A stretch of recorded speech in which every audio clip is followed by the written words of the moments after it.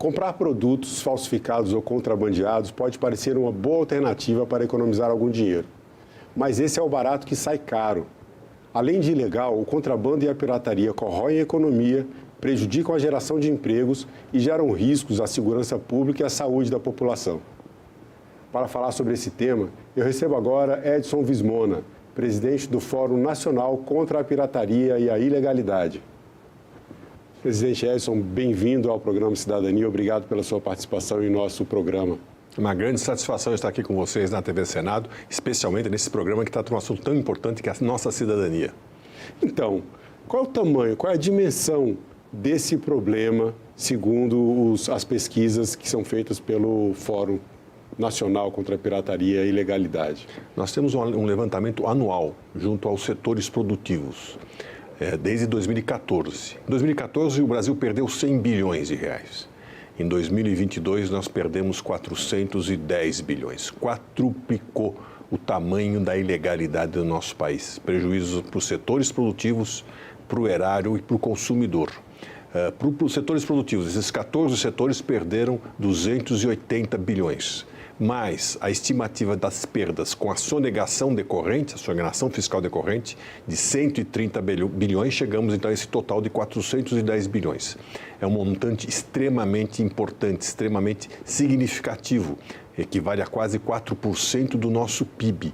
Então nós precisamos fazer esse alerta permanentemente ao cidadão, ao poder público, à mídia, para mostrar que o combate à ilegalidade faz parte da nossa agenda de estímulo ao desenvolvimento brasileiro, porque nós precisamos gerar empregos, nós temos que atrair investimentos, e a ilegalidade é o oposto de tudo isso, porque nós estamos aí atraindo a ilegalidade, o contrabandista, o falsificador, aquele que atua na pirataria, ele é que fica com esse lucro, e a sociedade como um todo perde com essa brutal ilegalidade nesses valores tão expressivos, como disse, 4% do PIB. Então, esse é um assunto que tem que estar na agenda do poder público, porque são extremamente significativas as perdas que nós temos com a ilegalidade em nosso país.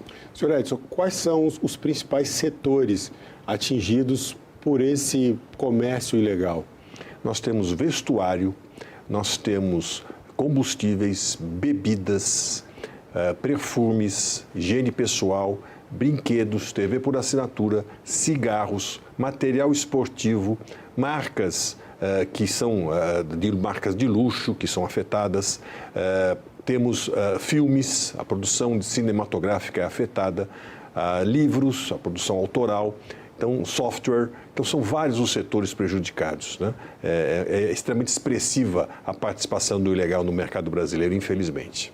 E no caso do setor de vestuários, ele aparece nas pesquisas do Fórum como o setor que lidera, né? Uma liderança infeliz, vamos dizer assim, o setor que lidera esse problema de pirataria, contrabando, falsificação. Como é que acontece isso no setor do vestuário? São roupas que vêm sem pagar, ou itens de vestuário que chegam ao país sem pagar impostos, no caso de contrabando, falsificação. Quais são os principais mecanismos que prejudicam esse setor?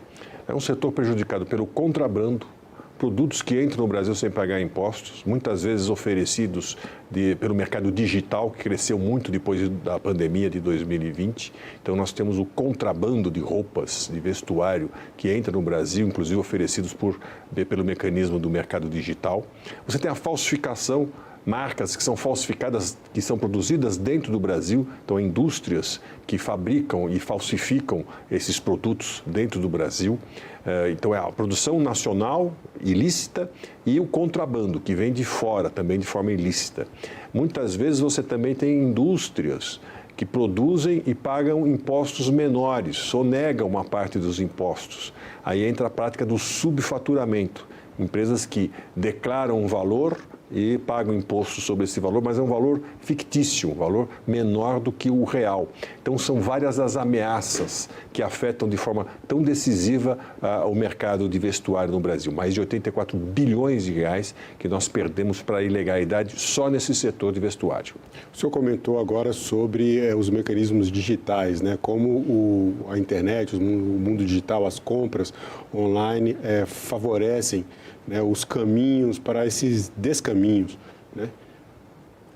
Falando dessa parte de questão da área digital, A TV por assinatura figura por ali entre os setores mais prejudicados. Como é que isso acontece? São aqueles famosos gatos? O que a gente tem de mecanismos que fazem com que as pessoas possam adquirir serviço de TV por assinatura sem, ilegalmente, né? Sem o pagamento de impostos ou por outros mecanismos aí de drible às regras? Nós temos a oferta no Brasil dos chamados TV Box. São aparelhinhos que parecem ser inofensivos, é só de detecção de sinal. Não, são microcomputadores que permitem o acesso à descriptografia dos sinais de TV e com isso você tem acesso a vários canais, sem pagar nada. Isso afeta a produção nacional. A Ancine tem feito um trabalho muito forte no combate, juntamente com a BTA, Associação Brasileira de TV por Assinatura, a Anatel, para o combate a esse sistema, né, que é um computador, né, que ele afeta diretamente, pode afetar a rede até da internet. São pequenos computadores vendidos a preços baixos e que permite de forma criminosa você ter acesso aos sinais sem pagar o conteúdo, sem fortalecer a geração da criatividade dentro do Brasil. Então, esse é um mercado de bilhões de reais que nós perdemos via esta prática da TV Box, né? De captura de sinal de forma ilícita, e que é vendido nas grandes lojas, em muitas lojas, e especialmente também pelo meio digital. Então, nós temos que combater esta prática, que é outro setor que sofre muito com a pirataria e vem do contrabando desses produtos, desses equipamentos que são internalizados no Brasil de forma ilícita, sem o controle da Anatel, para a captação de sinais de uma forma criminosa. Então, é um outro setor que é duramente afetado pela ilegalidade, entre outros. Aqui a gente mal começou a nossa conversa, a gente já está num espectro bem grande, né, de áreas que são prejudicadas, né? A indústria de vestuários, que emprega muita gente. Tem dentro da indústria de vestuário também essa parte da criatividade, um desenvolvimento da moda brasileira, que é bastante reconhecido internacionalmente. E essa questão que o senhor trouxe agora das TVs por assinaturas, que impacta diretamente no nosso mercado cultural. E aqui no Cidadania a gente já gravou sobre isso, com a diretora Tata Amaral e o diretor Tony Ventura, que estiveram no Congresso Nacional justamente para defender esses direitos autorais e para defender a legalidade do mercado. Agora, a gente está falando de cultura, existe uma questão cultural que, infelizmente, acaba favorecendo esse mercado ilegal, que é uma questão que a sociedade é quem compra. Então, só existe a oferta quando existe a demanda. Se não houver demanda, a oferta vai acabar perdendo seu espaço de mercado. Como é que o Fórum lida com essa questão cultural? Como mudar essa mentalidade da população e fazer com que as pessoas entendam o risco e os prejuízos que se tem quando o barato sai caro, como eu falei no começo da entrevista? Sai muito caro. É exatamente isso que você acabou de comentar, Marcelo.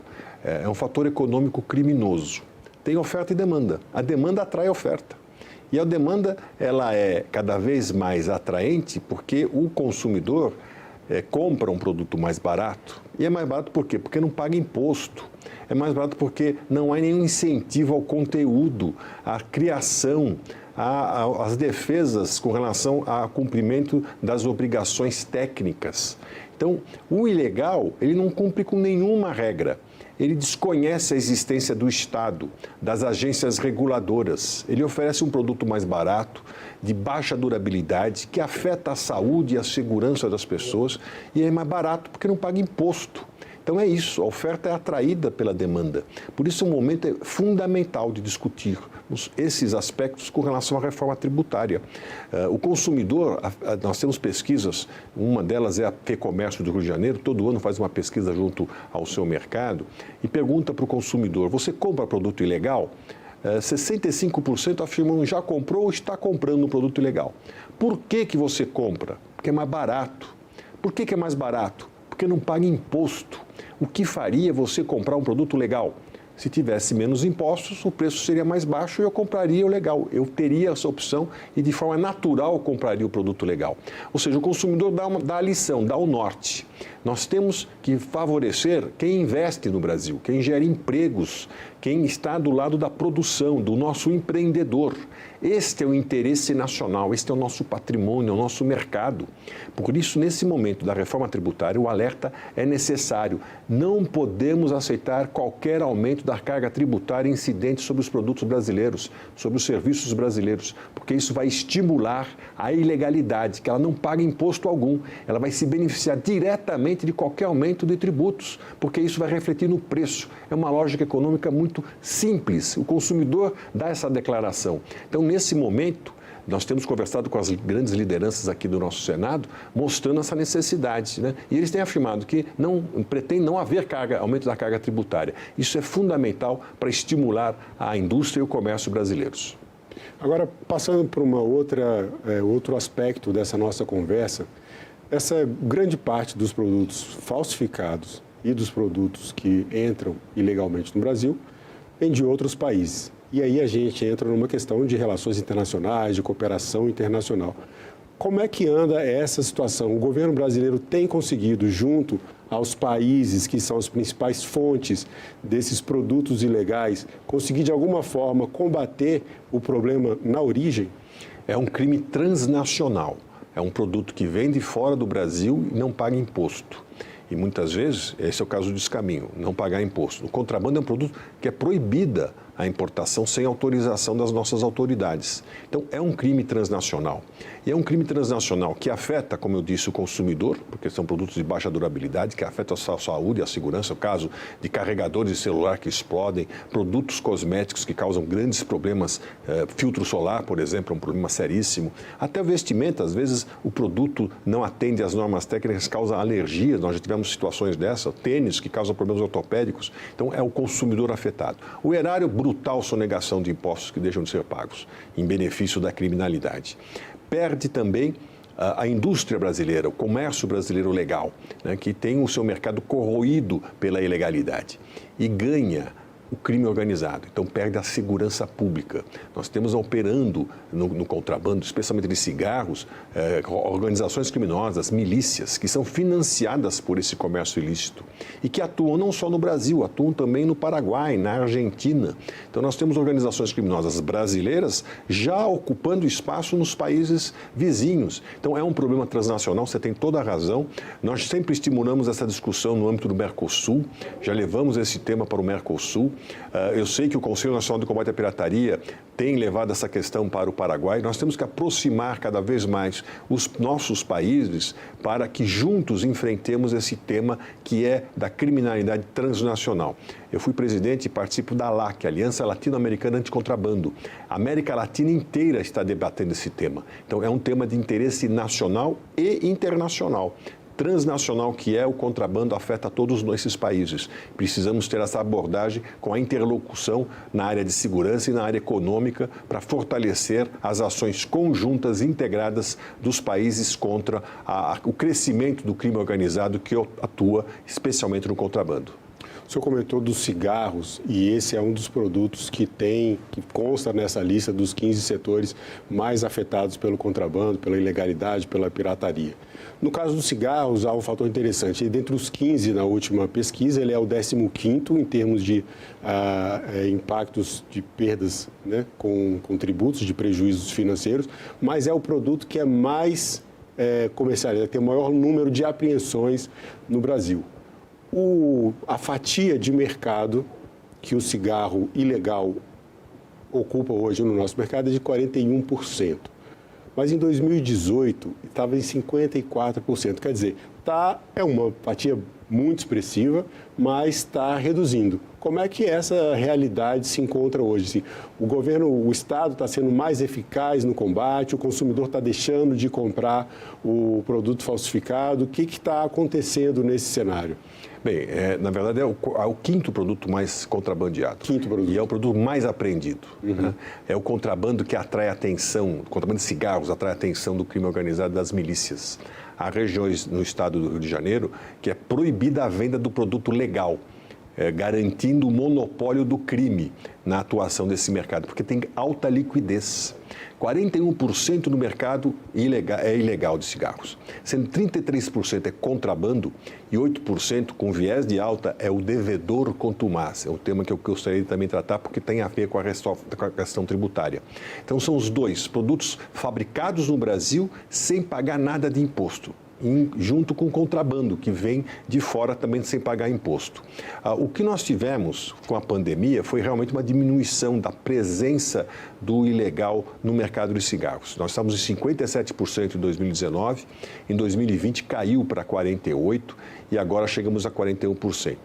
Mais uma vez é o fator econômico. O dólar subiu. Então, isso onerou o produto paraguaio. Para você ter uma ideia, no Paraguai, o produtor lá, são 8 fábricas produzindo cigarros e eles produzem 65 bilhões de cigarros, consomem 2,5 bilhões, o resto é contrabando, não é pauta de exportação, não é contrabando direto para o Brasil.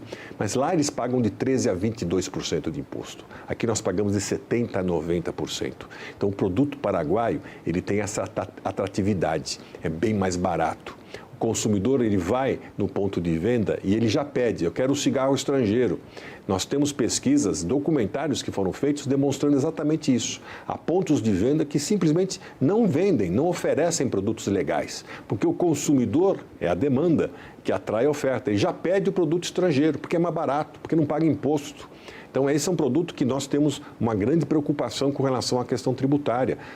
Inserido na questão do imposto seletivo, se houver aumento de carga tributária, uma carga tributária que já é elevada de cigarros, o que está barato a carga tributária é pequena no Paraguai. No Brasil já é elevado. Se houver um aumento ainda maior desse produto, nós vamos entregar de vez o mercado para o contrabandista e para o devedor contumaz, porque eles vão ter grande vantagem. Eles oferecerão um produto mais barato ainda, a um preço bem mais barato, porque não paga nada de imposto. Então, a questão que houve da diminuição tem a ver com questões econômicas, com o preço do dólar. Houve um crescimento, sim, de apreensões, um esforço contínuo da nossa Receita, da Polícia Federal, Rodoviária Federal, que tem atuado fortemente e aumentado a apreensão de produtos, mas é uma questão econômica, como disse, e você afirmou, e é verdade, a demanda que atrai a oferta. O senhor falou em devedor contumaz, a gente falou um pouco sobre isso antes de começar a entrevista, queria que o senhor trouxesse esse tema, como esse conceito de devedor contumaz, como esse tipo de personagem dentro de todo esse contexto prejudica a economia e favorece o contrabando, a pirataria, que é o tema da nossa conversa. É um nefasto personagem, porque são estruturas dentro do país, criando indústrias que, desde o início, já se organizam para não pagar imposto. Veja, é uma diferença gritante com relação ao contribuinte. Nós temos grandes empresas que estão discutindo na justiça autuações, interpretações, isso é legítimo. Qualquer contribuinte tem o direito de defender, se defender diante de uma autuação que possa considerar errada. Isso faz parte do jogo, né? Da relação direta do fisco com o contribuinte.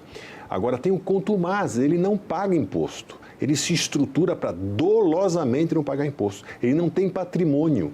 Ele entra no mercado de forma corrosiva, combatendo a concorrência leal. Ele ocupa o espaço por não pagar imposto. É diferente de qualquer outro contribuinte. Por isso que nós temos um projeto de lei que é fundamental nesse momento para criar o espaço de defesa do mercado, de defesa do erário, que é o projeto 164 de 22, que define exatamente o que é devedor contumaz e faz a diferença entre o que é contumaz e o que é um contribuinte que eventualmente está devendo imposto, ou até que reiteradamente está devendo imposto, mas ele não entrou no mercado já para não pagar imposto, já preparado, articulado, estruturado para não pagar imposto. Essa é a grande diferença. Esse projeto de lei está no Senado, o relator é o senador veneziano, é fundamental para nós essa aprovação. Para o erário, porque já perde 100 bilhões bilhões de reais estão em dívida ativa por conta desse devedor contumaz que não paga imposto, perde a concorrência leal, porque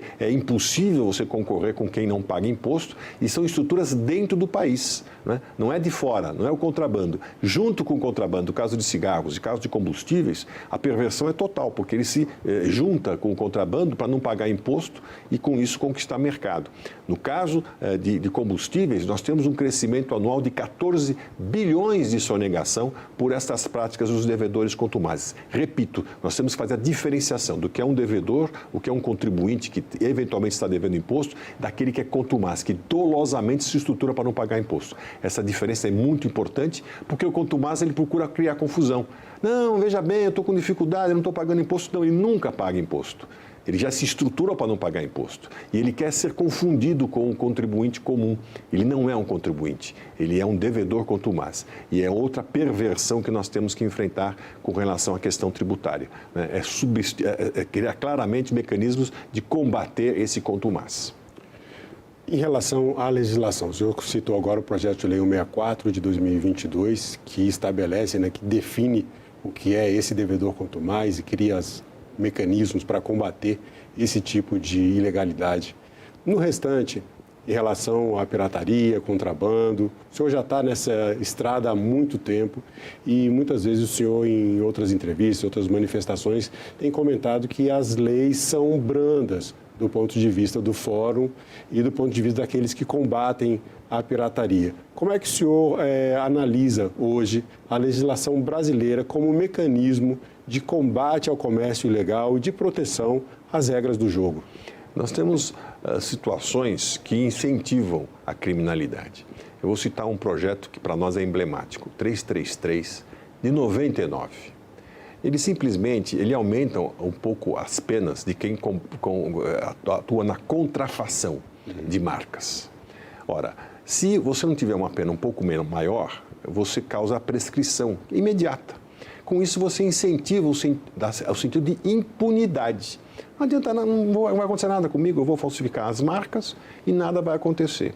Esse projeto então está há 24 anos sendo debatido, está pronto para ser votado na Câmara, já passou pelo Senado, foi aprovado, ele aumenta um pouco as penas, não para vamos prender todo mundo, não é isso, mas diminui a sensação de impunidade, facilita a destruição de produtos.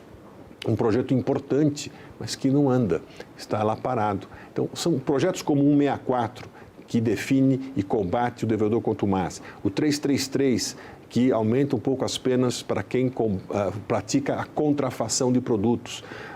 Projetos de lei que penalizam o caso do sinal de TV a cabo, né? A utilização de quem faz uso dessa ilegalidade do TV a cabo. São vários os projetos no sentido de diminuir o espaço do ilegal. É isso que nós queremos. Nós temos que favorecer quem investe no Brasil, quem emprega, quem efetivamente está aliado ao desenvolvimento brasileiro e combater quem está do outro lado.